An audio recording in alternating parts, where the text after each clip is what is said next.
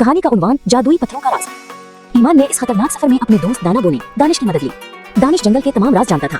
वो बहुत सी जादुई चीजों के बारे में जानता था। दानिश ने कहा, ईमान, क्रिस्टल को पाने के लिए हमें सुर्ख दरिया अबूर करना होगा, लेकिन याद रही उसे सिर्फ जादुई पत्थरों पर चलकर ही पार किया जा सकता है जो हवा में तैरते हैं। वो दरिया के किनारे पहुंचे। वहाँ हवा में चमकते हुए 12 जादुई पत्थर तैर रहे थे। ये पत्थर बिल्कुल एक सीधे पल की तरह थे।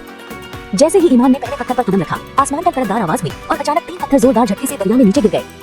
उन्हें दानिश ने घबरा कर कहा, पत्थर नीचे गिर गए, अगर मजीद गिर गए तो हम ये जादुई पुल पार नहीं कर पाएंगे, हम फंस जाएंगे।